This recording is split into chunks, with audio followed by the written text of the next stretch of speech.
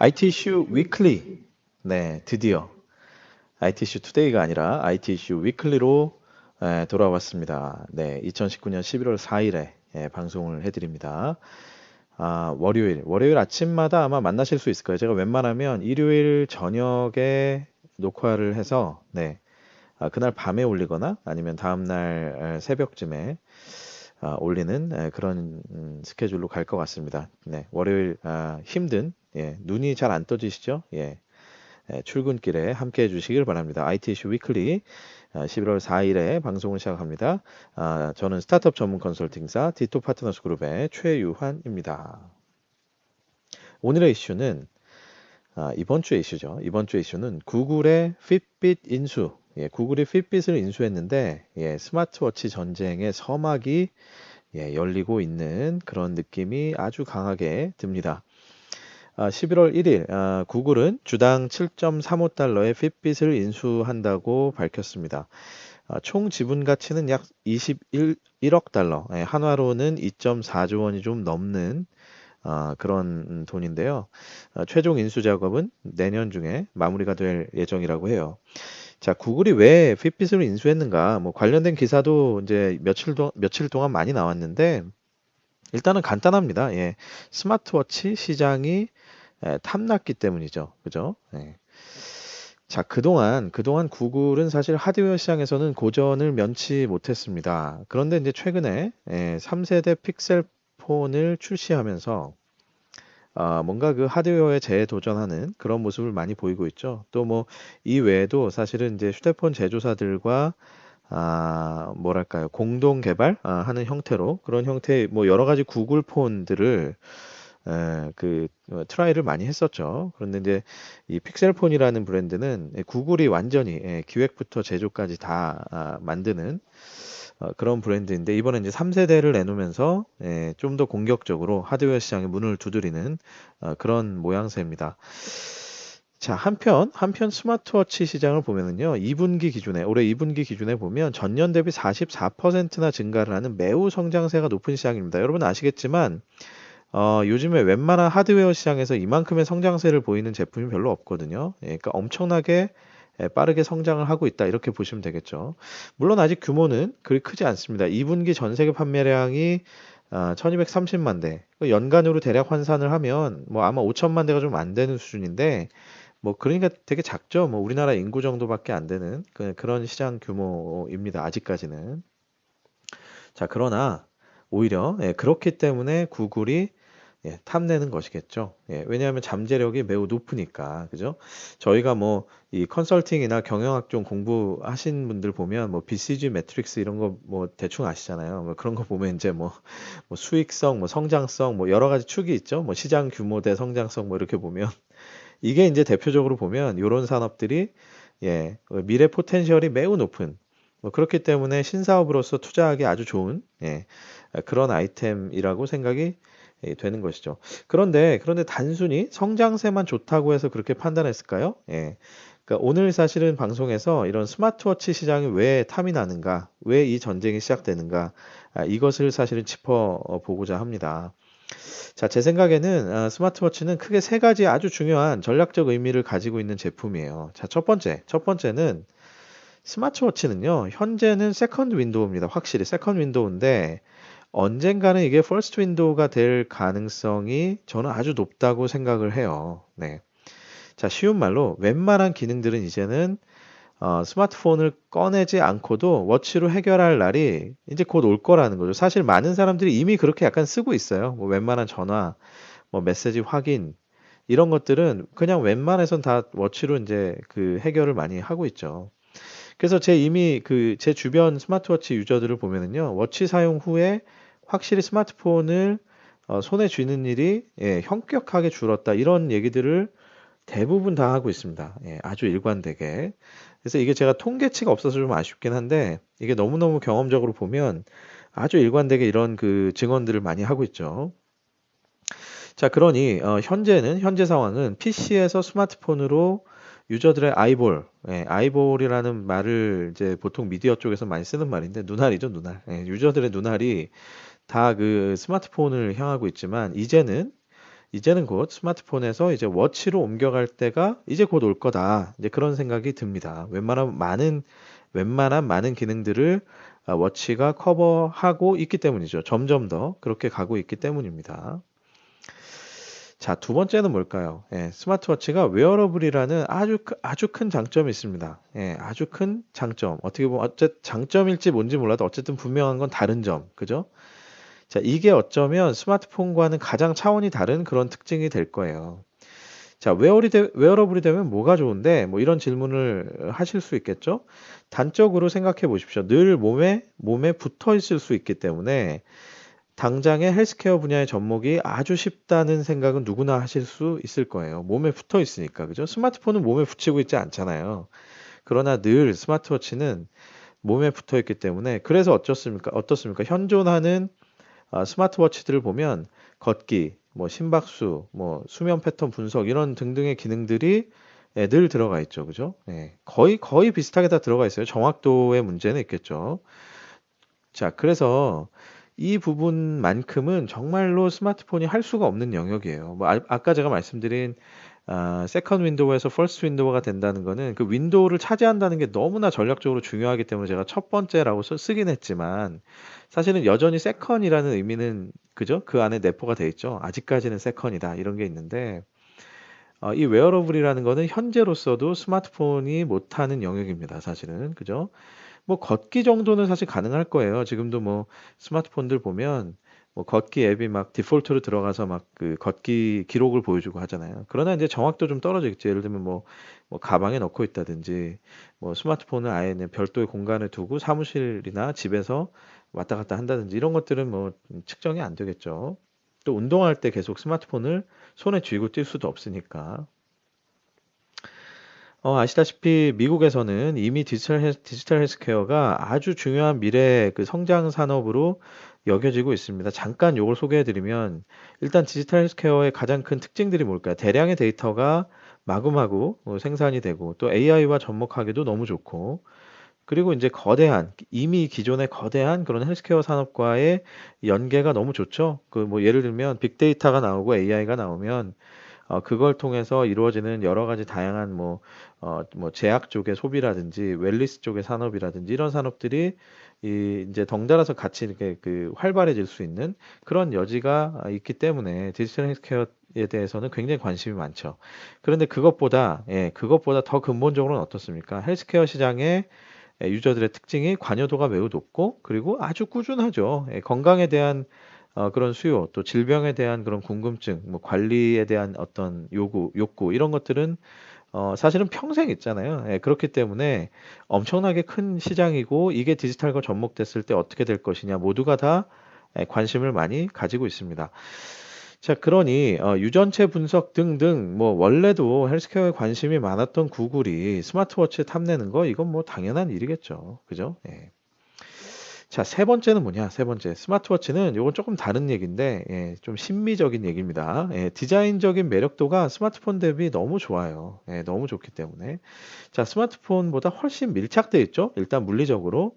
그래서 자신을 드러내주는 수단으로 용이합니다. 쉽게 말하면 액세서리 같은 느낌이에요. 그래서 뭐 그렇잖아요. 우리가 남자들 기준으로 보면 뭐 좋은 넥타이 매면 어우 뭐 저 사람 뭐 에르메스 넥타이를 맸네? 뭐 이런 소리를 듣듯이 스마트워치가 주는 그런 여러 가지 어떤 그 소위 말하면 가오를 보여줄 수 있는 뭐 혹은 스마트워치의 그 브랜드 파워 자체를 또 과시할 수 있는 뭐 이런 수단으로 사실은 그 충분히 활용될 수 있는 여지가 많이 있습니다. 이것 또한 스마트폰이 못 해주는 영역이죠. 예.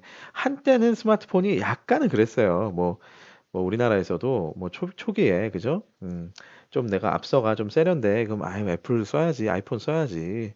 아유 무슨 뭐 안드로이드야. 뭐 이런 얘기를 했지만, 근데 지금은 사실은 많이 좀 평준화가 됐고, 그러나 저는 시계라는 부분이 근본적으로 이런 액세서리 또 그런 사치품의 그런 느낌이 있기 때문에 저는 이 부분은 늘 계속해서 존재를 할 거라고 생각합니다. 예, 자신을 드러내주는, 자신을 과시해주는 그런 수단으로 분명히 작용을 할 거라고 예상을 하고 있어요.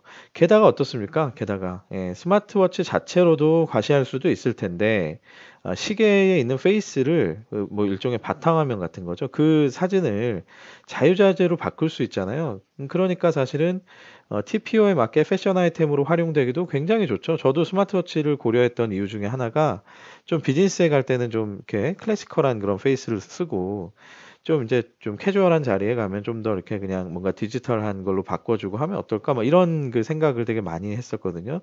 실제로 이런 것에 대한 니즈가 상당히 있을 거라고 저는 생각을 하고요. 주변에 보면 그런 분들 많고 앞으로도 아마 이런 페이스들이 점점 다양해지고 점점 고급화되기 때문에 이런 수요들을 계속해서 이끌어낼 거다라고 보고 있습니다. 자, 이게 실제로 사례인데요. 요즘에 그 이미지에도 하도 저작권이 걸려 있어서 제가 아주 저의 절친들의 사진을 직접 제가 쓰고 있으면 제 친구들입니다. 제 친구들. 이게 참 이게 살결이 아주 곱군요. 이게 뭐죠? 사진이 이쁘게 나온 것 같기도 하고. 자, 아무튼 시계를 좀 보시면, 자, 이 굉장히 멋있죠, 사실은. 누가 봐도. 왼쪽은 이제 까르띠에로 돼 있고, 오른쪽은 오메가로 돼 있는데, 얼핏 보면, 야, 이거 진짜 오메가 시계 같기도 하고, 그죠? 그러니까 이런 것들이 사실은 사람들의 흥미를 충분히 자극할 만한 그런 요소가 굉장히 많다는 것이죠. 매력적입니다. 한마디로 그죠? 스마트워치의 매력이 어떻습니까? 굉장히 충분하죠. 자, 그러다 보니 이미 유저들 사이에서는 자, 스마트워치 한번 쓰면 계속 쓴다. 이런 말이 있습니다. 이게 거꾸로 얘기하면 안 써보면 몰라도 그죠? 안 써보면 모르지만 한번 써보면 이거는 뭐 빠져들 수밖에 없다. 이제 그런 얘기들을 많이 하는 제품이죠. 자, 물론 이 제품의 가장 취약점은 아직까지는 보조 제품, 보조제라는 그런 포지셔닝이 강하다는 것이죠. 그렇기 때문에 뭐 이거를 꼭 머스트 바이 이런 느낌은 사실은 안 들긴 해요. 아직까진 그죠? 자, 그러나 사용자 경험이 이미 쓰고 있는 사람들의 사용자 경험이 이렇게 좋다라는 것은 향후에도 성장세가 계속해서 올라갈 것이다라고 충분히 예상할 수 있는 부분이죠. 자, 그러니 이런 것들 종합해 보면 그죠? 언젠가 스마트워치가 세컨드 윈도우가 아니라 퍼스트 윈도우가 될 수 있다라는 부분. 그리고 또 두 번째는 이제 몸에 붙어 있기 때문에 당장의 헬스케어 영역, 그리고 뭐 그 이상의 영역으로도 또 다양한 또 발전이 가능하겠죠. 그런 이제 그런 어떤 그 웨어러블의 특징. 그리고 세 번째는 어떤 디자인적인 어필. 이런 것들이 다 종합이 되면 구글이 당연히 스마트워치에 탐을 냈을 거라는 생각이 듭니다.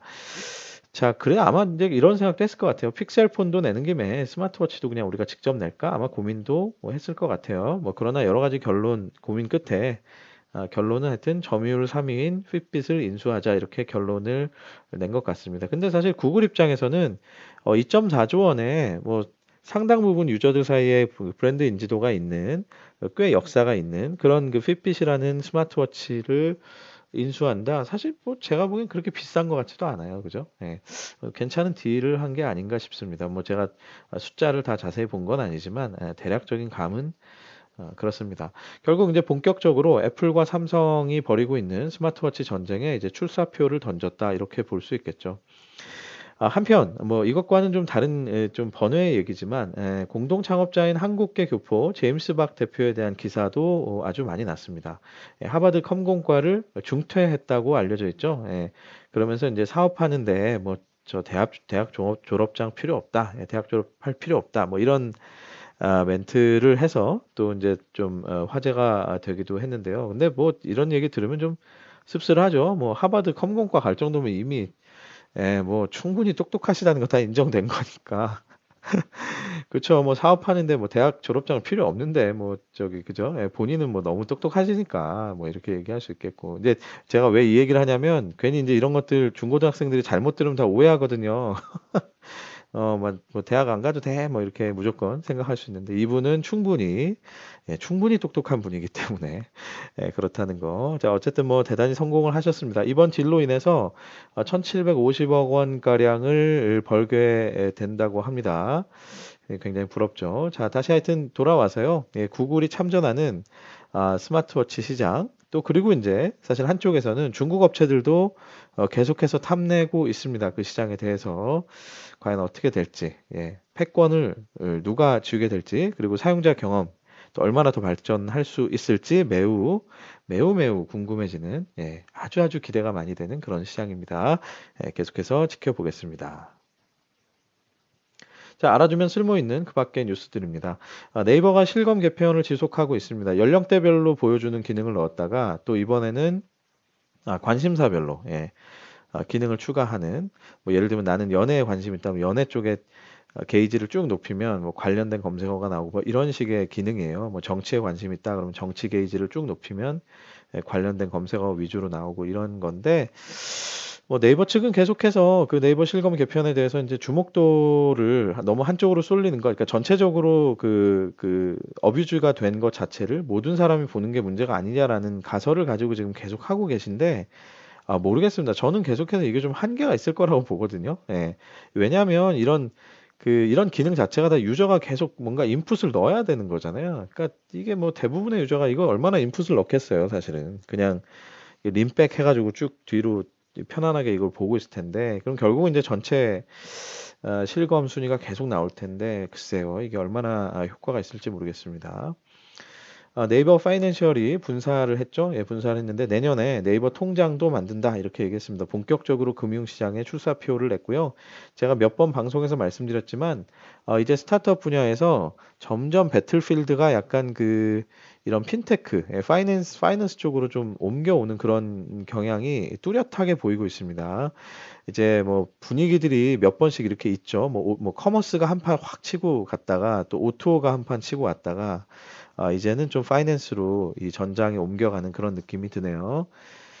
자, 웨이즈라고 하는 온라인 환전 서비스, 온라인으로 환전을 신청하면 뭐 내가 원하는 공항의 어떤 장소에서 그냥 바로 받을 수 있는 이런 식의 온라인 환전 서비스가 있었는데 결국은 규제의 벽을 못 넘고 그리고 기존 업체, 기존 금융기관들의 견제를 못 이기고 끝내 문을 닫기로 했다고 하는 안타까운 소식입니다. 뭐 타다 이슈도 지금 계속 지속이 되고 있는 가운데 또 한편으로는 P2P 같은 경우는 뭐 민관의 노력을 통해서 뭔가 규제의 벽을 뛰어넘었는데 좀 안타깝게도 온라인 환전 서비스는 이렇게 또 문을 닫게 되네요. 정부의 정책에 대한 여러 가지 비판들이 좀 쏟아지고 있는데요. 분명히 좀 개선될 것은 개선이 돼야 될 것 같습니다. 네, IT 이슈 위클리. 네, 첫 방송. 함께 해주셔서 감사합니다. 유튜브 채널과 페이스북 페이지에서 디토 파트너스 그룹을 검색해 보십시오. 다른 거 다 귀찮으셔도 좋아요만 꼭 해주세요. 왜 그런지는 제가 언제 한번 설명드릴게요. 유튜브에 대해서도 한번 재밌게 다뤄드리면 좋아하실 것 같아요. 유튜브에 어떤 원리가 있는데 좋아요 한 번씩 꼭 눌러주시기 바랍니다. 네, 오늘도 대한민국 IT를 위해서 수고해 주시는 모든 여러분 감사합니다. 저는 다음 주에 다시 찾아뵙겠습니다. 다음 주 월요일에 다시 찾아뵙겠습니다. 즐거운 한 주 되십시오. 감사합니다.